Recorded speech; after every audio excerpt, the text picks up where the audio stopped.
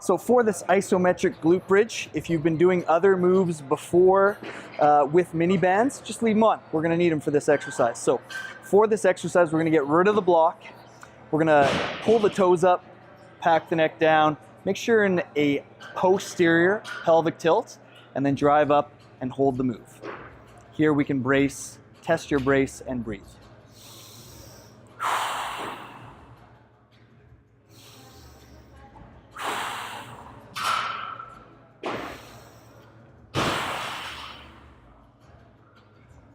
Okay, so this is the isometric glute bridge, and we're going to be talking about different variations of the glute bridge here. First, we're going to start with an isometric hold.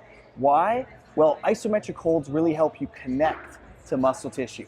So I need you to connect to your posterior chain, your glutes, your hamstrings, and understand how to position your pelvis. So an isometric hold is where we're going to start.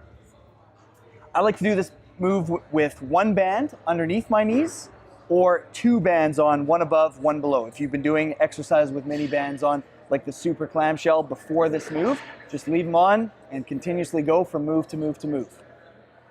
That'll keep the glute burn going. That's a good thing.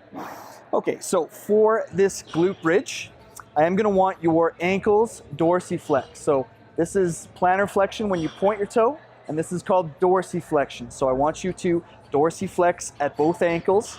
I want your feet in line with your hip joints, okay? So they're not crazy wide and they're not touching. I want your feet in line with your hip joints. Where's your hip joint?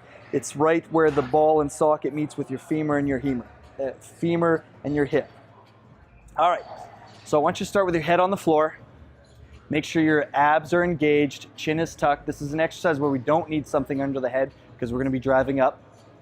And from here, what I want you to do is get out of an anterior tilt. We need to posteriorly tuck the pelvis, squeeze the glutes, squeeze the abs, and then brace up.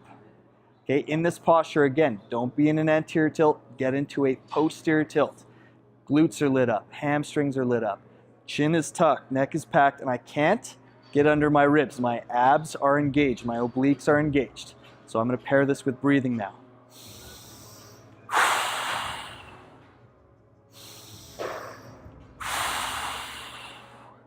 Now with this movement, the further your feet are away from your body, the more awkward it's going to be.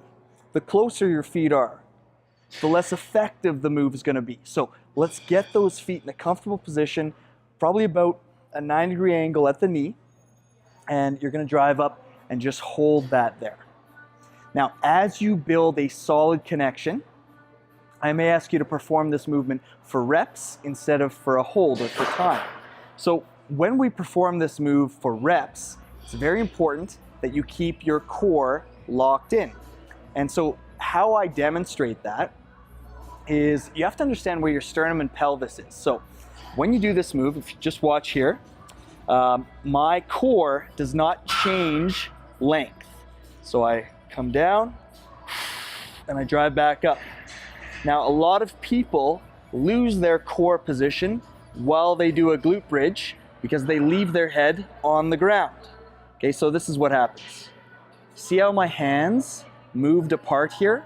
We're losing tension through the core. I need you to maintain tension. So what you're gonna do is you're gonna create your brace at the top, make sure you have a massive posterior tilt, chin is tucked, but then you have to rock through your upper back.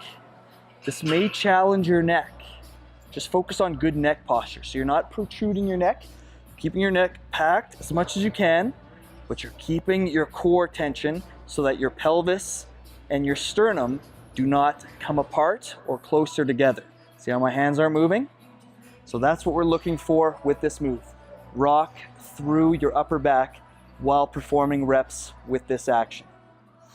Okay, so that is the glute bridge and all the technique behind it. Good luck and have fun.